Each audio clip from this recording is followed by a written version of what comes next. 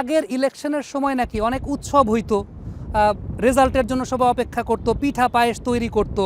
এটা কি সত্য কিনা, মানে আপনার জীবনে সব থেকে স্মরণীয় ভোট কোনটা, একটু গল্পটা শুনতে চাই। প্রথম প্রথম তো হানা ভোটা ছিল না, হানা ভোট। হ্যাঁ হ্যাঁ হানা হ্যাঁ না ওটার ভিতরে হ্যাঁ যেটা হয়ে গেছে সেটার ভিতরে তার আমরা কিছু মজা পাইনি। আচ্ছা, আপনি যখন ভোট দিতেন ওই ভোটটা কি আপনি আপনার নিজের মতো করে দিতেন নাকি আপনার স্বামী যেটা বলতো সেই অনুযায়ী দিতেন?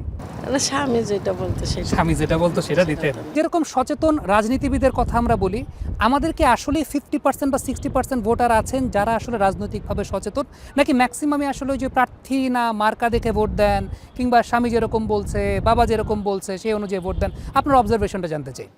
আমরা যেহেতু প্রান্তিক পর্যায়ে কাজ করি, এখন পর্যন্ত আমরা দেখি যে গ্রামের অধিকাংশ নারীই কিন্তু হাজব্যান্ড কিংবা তার ছেলে দ্বারাই প্রভাবিত হন।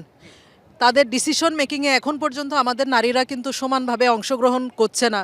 তো আশা করছি যে বর্তমান নির্বাচন কিংবা আসন্ন যে নির্বাচন হচ্ছে সেখানে নারীরা ডিসিশন মেকিংয়ে তাদের উপযুক্ত সিদ্ধান্ত দিয়েই আমাদের সরকারকে নির্বাচিত করবেন, যাতে নারীরা সেই সুফল ভোগ না করলেও পরবর্তী প্রজন্ম যেন একজন ভালো রাজনীতিবিদের দ্বারা দেশটা উপকৃত হয়।